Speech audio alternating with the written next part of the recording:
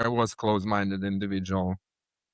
Still, even though I worked on this topic, still bring tears because it's so, painful to acknowledge that I wanted to be right. I wanted to be my way. I wanted to be, uh, like my way and to be right all the time. And now I don't want it to be my way and I don't want to be right all the time. And I want to know what my people think and what they know, because they all have unique abilities. And I realized that in 2018. So it's never too late. I say it's never too late to recognize, to be honest with yourself. If you're not honest with yourself, you shouldn't be a business owner, because you're going to have a very hard time. You might make money still, but you'll never have a big successful business that is really worth a lot of money. You'll just have a job with a good pay. Again, Right. being open-minded, being honest with myself about myself, my limitations, and then opening that mind, and letting others in. Hello, and welcome to another episode of Executive Intelligence, where business leadership meets artificial intelligence. I am your host, Dagen Davis, and today we have our guest, Alek Ivanov. He is the president of Synergy 3. Thank you for joining us. Thank you for having me. Awesome. So we're going to go ahead and get started. Really, what everyone wants to know right now is what is Synergy 3? And could you explain that to us and what you guys do? That's easy. So we are heating, air conditioning, plumbing, and insulation company located headquartered in Philadelphia, with offices in Edison, New Jersey, and Marlton, New Jersey. Okay. We've been in business since 2006. Currently, getting close to 60 people that work here, and expected revenue this year of $15 million.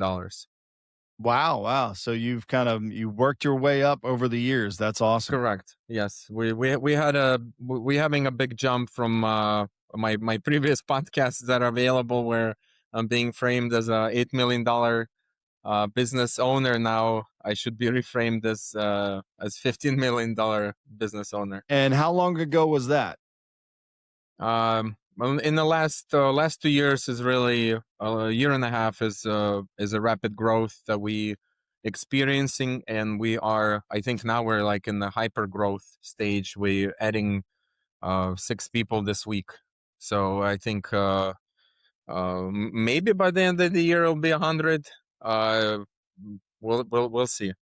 And what has attributed to that What rapid has growth? attributed, it's really a different mindset of mine, me learning through books that I'm reading, and I'm applying completely different scaling framework. But of course, it's all on the foundation of existing work that we did, and on the foundation of our core values, which is quality, communication, and respect. And our partners, especially in we're heavy in the utility sector of work for HVAC and insulation. You should call it home performance. We've been recognized by larger companies as an essential partner, and they trusting us more and more, and that's fueling the growth as of last year and a half. Okay, that makes sense. So you guys have been around since 2006, you said? Correct. What got you personally into the HVAC industry? Yeah, it's I don't want to say famous story, but somewhat famous. I've when I came to America in 2004, I worked with my dad doing home remodeling. It didn't work out, so we've separated, and I was living in North Brunswick, New Jersey, small town in the central New Jersey.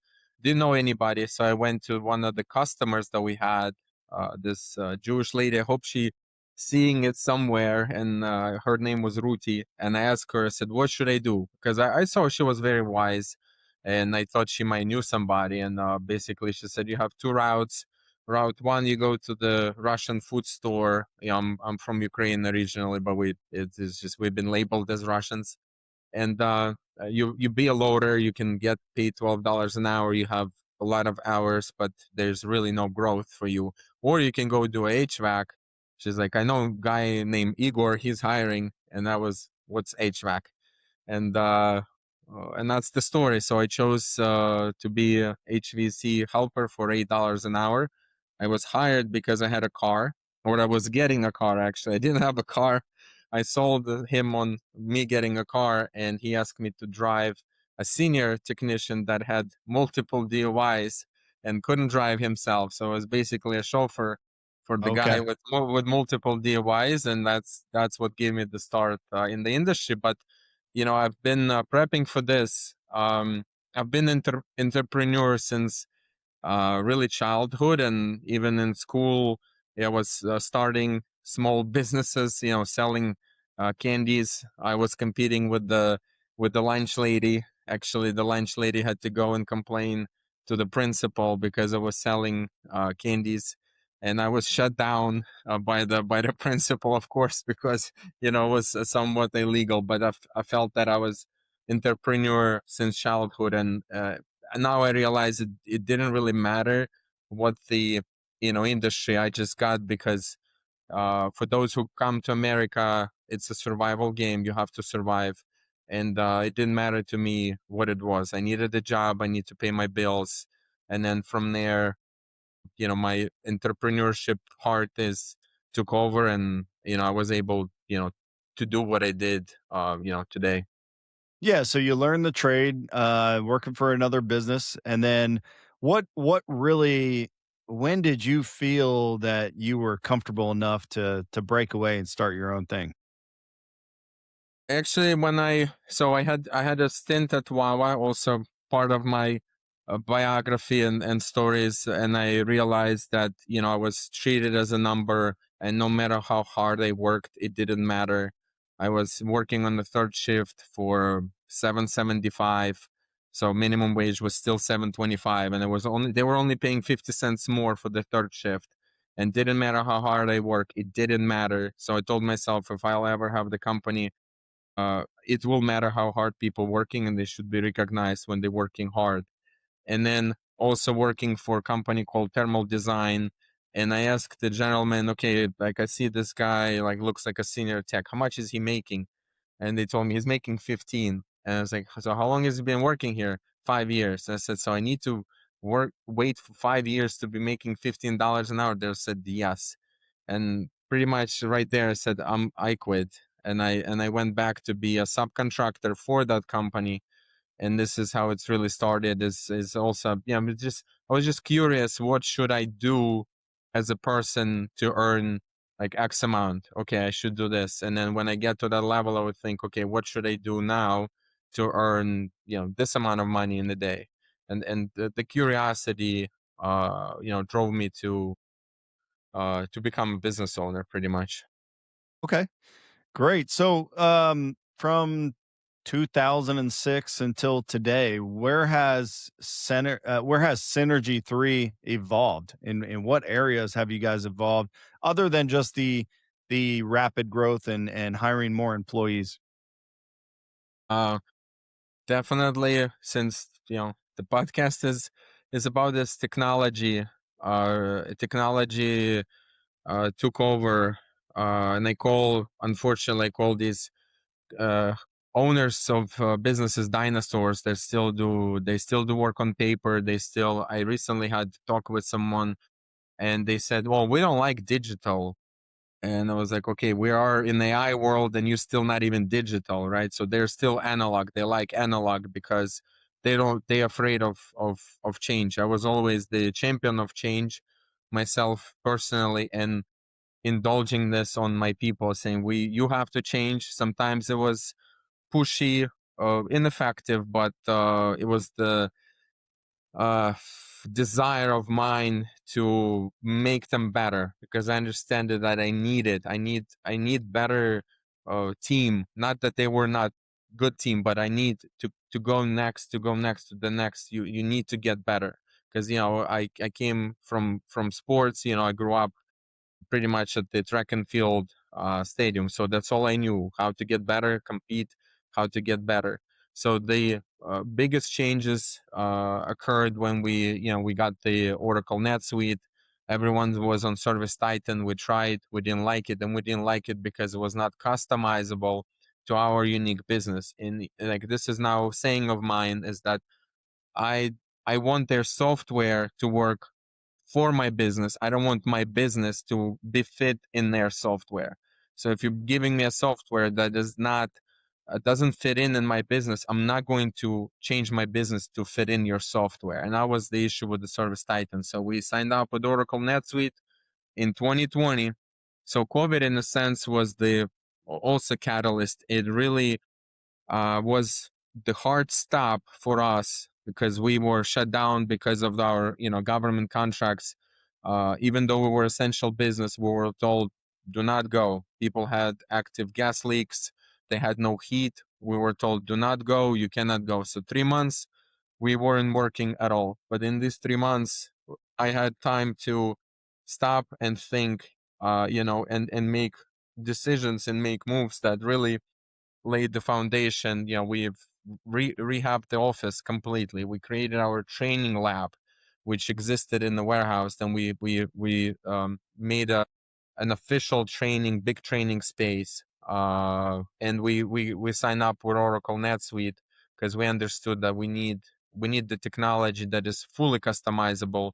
And we're still 6 years later. We're just getting there where it's fine-tuned and customized to our needs, and it's still so much we can do with this.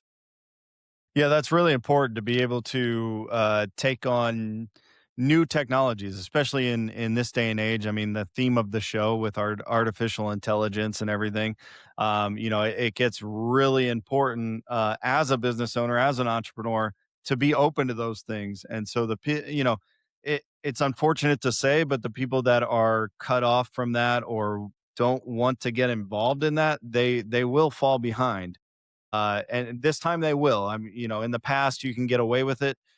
This time it's going to be much different, and so that's really cool to see that Synergy 3, and you as the owner, you're really pushing these things to really just innovate.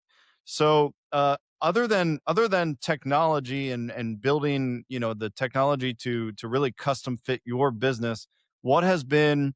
I want to touch on the entrepreneur thing one more time. What has been the biggest lesson that you've learned being an entrepreneur? Wow. That's that's uh uh that's a hard question. I'd say it's also my motto: never give up.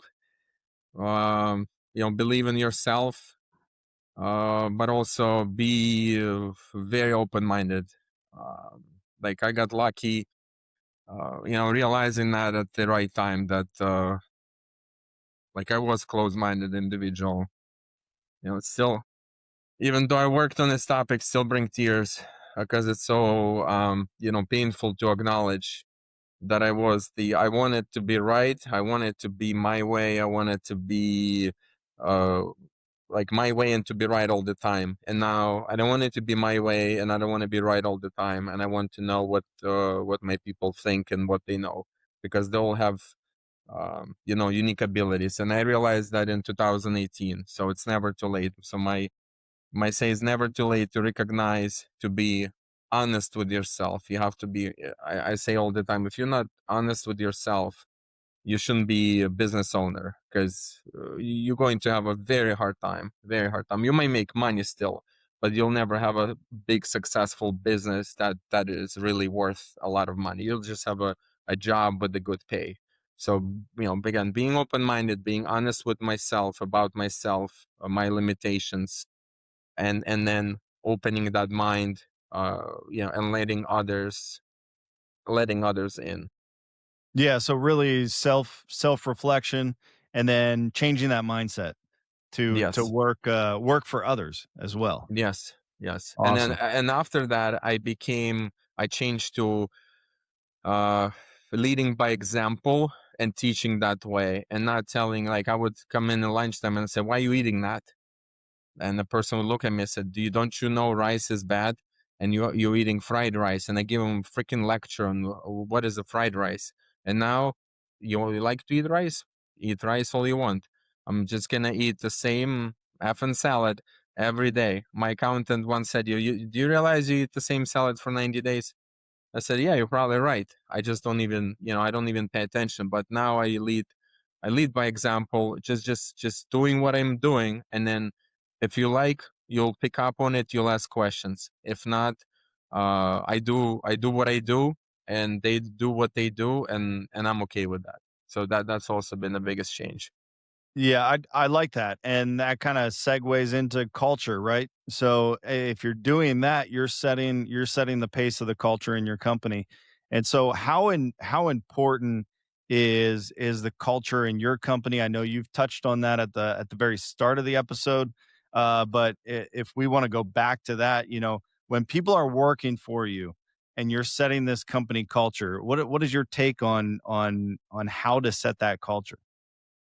Well, it's huge. It's everything. I think the if I probably say the training is number one right now in my mind, but the culture is right there. And for us, it's always been um I think also they will look at me that I don't give up, and I would do like everything I can. And our goal is, if you ask anyone here what's the goal, they'll tell you to complete the job. Complete the job is the goal every day. And we would throw every resource. And I've heard many stories when technicians coming from other places. I said, "Why you leave?" And they say, "Well, because the owner would always tell me, you go and you figure it out." And sometimes people, they don't want to be 100% responsible and figuring out themselves. They want to know that they can rely on the company to back them up when they need it, when they need support. And for us, this was the culture, is that I'm going to be here. I'm going to, give you all the knowledge, all the resources that I can every time. So we complete the job. And I think from that, the culture grew to, and when you do that, you unite people. You're not shoveling them off. You could see daily now. You could see daily people get up, and you could see huddles. You go to one office, there's huddle somewhere. You go to the kitchen, there's huddle. You go to the hallway, there's huddle. So people huddling up, and they solving the problem, and they're like, "Okay, got it." They go, and we getting it done, and we growing. But so yeah, and of course, recognition, having events. I think I also was analyzing myself that I probably be a good event organizer. I like to have fun, and I said myself same thing, that this company will not be a factory where people just clock in and clock out. We need to have events, so we do a lot. We celebrate company birthday. We have kick ass company Christmas party. We do picnic. We do paintball. Thursday we go to play top golf as a company. We do year end events. We celebrate your birthday. We celebrate your anniversary. Every new hire gets introduced. We do a Thanksgiving breakfast. I'm probably missing something. So for especially what we were before, the amount of money we would invest, it was a lot. And but there was a big contrast and a big driver for people that were coming, especially from toxic cultures. They come here and they flourish because not only they're recognized, but they also not being put down, and that that really helped. Every time we grow, and I present to the team, I say I'm very curious myself. How long can we sustain this? Like till which point can we have the same have the same culture as we're growing, because I'm sure there's a reason why PEs and corporates, they don't have that. There's because there's probably cost becoming greater than the benefit. But I'm very curious, how till what level can I take this and still keep the same events and the same culture. Yeah, and that's great. I like the fact that you can't remember every event, because that just tells me that you're doing way more events than most companies, right? For your employees, just to kind of keep them engaged and keep that culture. going, and it seems like you set a great culture. And it's exciting to hear that you had changed that. You started one way, and then you researched, you kind of collected yourself, you changed your mindset, and now you've built this. And the growth just kind of shows and proves that you've built this amazing system, and even just with the culture and the employees. And so that's really cool to see. I like seeing that. Yeah, for you know what, for the proof, we just had a interview with someone. He's like, "Oh, I could see you growing because the parking lot is being enlarged. Yeah, there's excavators and everything, so I could turn camera to the parking lot for those. People say stuff on the internet, but yeah, there's excavator right behind me, and we're enlarging the parking lot because we're hiring so many people. We just don't have any more places to park." Yeah, I mean, there are definitely going to be the growing pains, but it seems like you guys are doing the right stuff for all of that and to solve it. So, real quick, Alec, we're gonna cut to a quick commercial break, and then we will be right Great, back. great. Hi, everybody. Dagen here. If you're seeing me talking to you right now, that means that this commercial ad spot is vacant and it's available for your company in your area. It will only show to your area. So please contact us today at dagenmedia.com if you're interested in becoming a sponsor. And we're back to our episode here of Executive Intelligence with Alek Ivanov. And so, what we're doing here is we're going to start to jump into the actual theme of the show, which is AI and how business leadership starts to meet that, right? With managing your business and understanding how the industry and competitors are using AI. So, could you really fill us in here, Alec, on how AI is being utilized in your industry at the moment?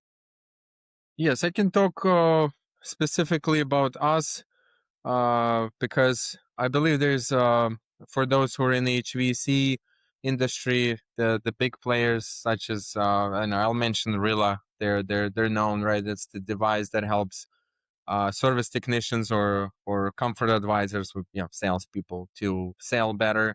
It listens to a conversation with the homeowner and then analyzes this and provides the service manager or sales manager a summary or flags anything that service tech or salesperson didn't do. We Okay. have we're not using it yet. I see that is a big is a big need for us, but we're not there yet. But what we've done, and I think it's part of my suggestion, is that you need to find a person that is really passionate about technology. Thank God I have Tim Sellens, who's my CTO, really who's all things technology. And I have my small show where I kind of tell about what we're doing currently. And I had the whole episode when I said if I would start a business today, my first hire would be CTO, because without technology, you're dead. And I'm not on that level. And also, I shouldn't be CTO. I should be the president, and president's role is completely different from the CTO. So right now we have we have him, which is full time. We have and his helper, which is a developer of 7+ years. So that is he's working um, on Oracle. He's working on some of the things that we need, and then we have another advisor with 20+ year experience that really knows AI, and he's the architect. He's driving the initiatives that we have within the company. And then we have uh, two agencies that we are outsourcing various projects. So in total, as you can see, there's and the reason for that, you might say, well, it's inefficient. No, the reason for that is I'm trying to move these initiatives simultaneously, and with the intention, of course, at the later stages to hire more people in house. I like everything in house with the experience is proven to be a better solution. So give you an idea, we are finding automations that can be done within NetSuite, and also with different softwares that for energy efficiency work, utility companies using certain softwares. So now our AI is really the bridge between those two softwares, and it for now it helps remove admin time, like copy and paste. Right, the my project manager needs to go to that software, find certain information, then bring it into NetSuite, create certain records. So we've identified what we need, and we built an AI, or I mean, this person built, I didn't build it, but built it for us, that now does it. Then we've built permit automation AI. For example, in state of New Jersey, it's a unified code and it's a unified application. You will have your subcodes. So before, our permit processor needs to go into the customer information and again copy and paste into the permit application, and then find certain specifications for the unit, find certain county records, and now AI does all of that. So she just clicks a button, create a permit package, and AI takes information, copy and paste, finds her the right specs. And even I don't want to say, but it will be implemented. If it's not implemented now, it can go to the USPS website and create a label for this customer. So then label prints, and the permit processor needs to get this package together, review, and to mail it. Then of Okay. course we voice AI is also a very big project that we're at first I'm not gonna lie, we thought we would conquer it all, right? And we'll have AI that we don't need no CSRs. AI is going to talk to everybody. So, well, guess what? We have a CSR now, and AI is a helper. So AI right now is like a first row of defense. So at first, customers interacting with AI, and then it routes them to the right person due to specifics of our business, which again I don't want to go deep, but so Okay. we've realizing where AI may not remove all the people, which was never my intention for especially who's here. But it right now I'm seeing is it really helps the existing people to make it more efficient and remove the daunting admin tasks. So this is where I'm seeing how it works. And me personally, even though we're a G Suite company with whatever business enterprise level G Suite, I really fell in love with Claude. So I'm a big Claude fan.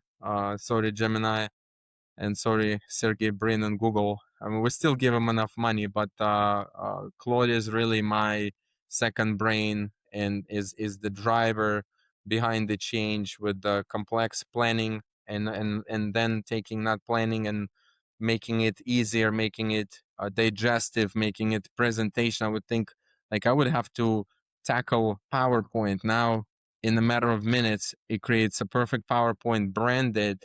Like, it would take me days. I would not even do it, honestly, many most of the times, because I'm not good with that. But I have a lot of ideas that I want to share with my team, and I'm a very visual person. I need visual to understand. And so Claude is now what I did is the best thing I've done this year is I block what I call critical thinking time. It's every Wednesday. Actually had it today for hour and a half, where I work on one problem and one problem only. And most of the time, it's Claude that helping me with this problem. And the results are here. Where everybody asking me what's attributing to your growth, and it's me working with Claude on the plan, on the goal, and on the to-do list, and following that to-do list, and brings really great results. I like that. That's the first time we've had someone mention on the show that they use to solve problems, but not only to solve the problems, you actually set a time each week to Yes.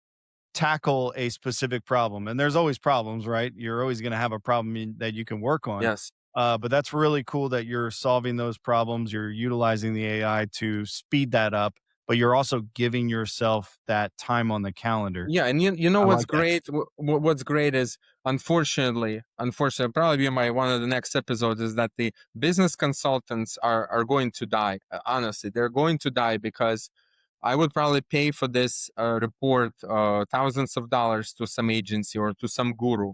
And because I knew some of the KPIs, some of the industry KPIs from those gurus, that I paid tens of thousands of dollars, sometimes even for one day, the Claude gave me same exact KPIs and then some. So I knew that the data it's giving me, it's correct. So I can tell everyone that's watching this, you can trust the data. So you don't need to go to the guru and ask him for the plan or what to do. Have your idea, have your goal, and work with Claude. Give him as much details as possible. But then what you're going to get, I mean, to me, I verified it's a legit data. It's not some general numbers. It's very fine tuned for the roles, whether it's technician, sales manager, service manager, whatever you pick, or a company as a whole, and it knows a lot about your competitors. So pick your competitor, which is super large, and that's exactly what I said. Build me a plan that I can go and attack against this company, and it tells me where to go, what to do, what not to do. Very, very specific. It's not general information. It was very, very specific information.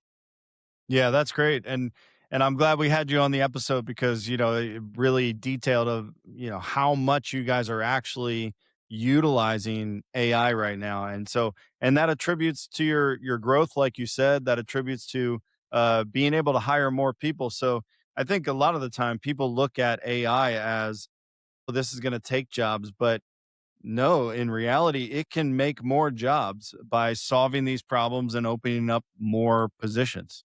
100%. Yes, yes, yes.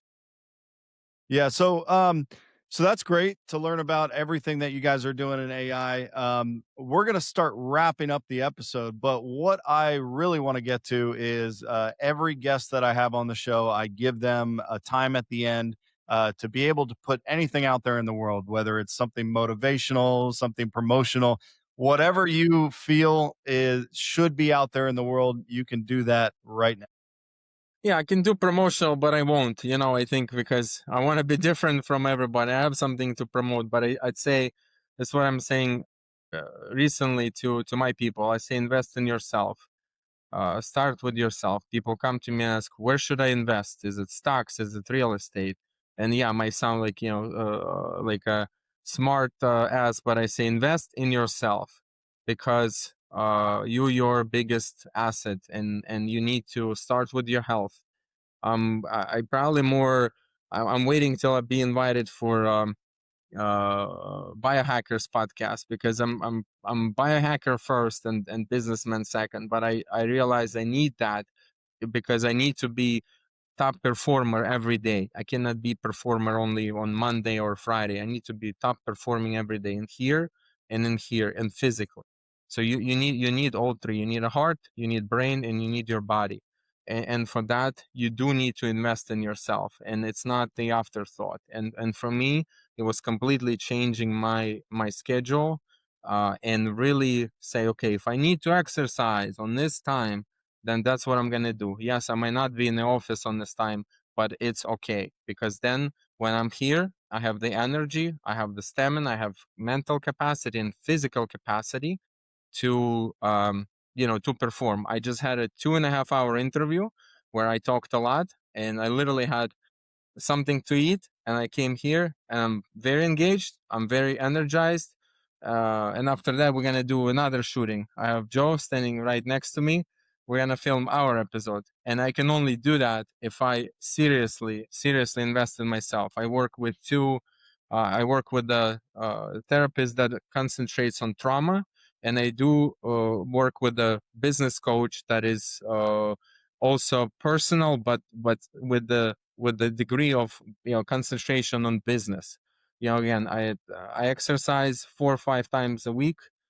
I take 60 to 80 supplements a day. I have oxygen hyperbaric chamber at home. I have infrared sauna. I have so many gadgets that, cold plunge, because I know that, again, I need to invest in myself.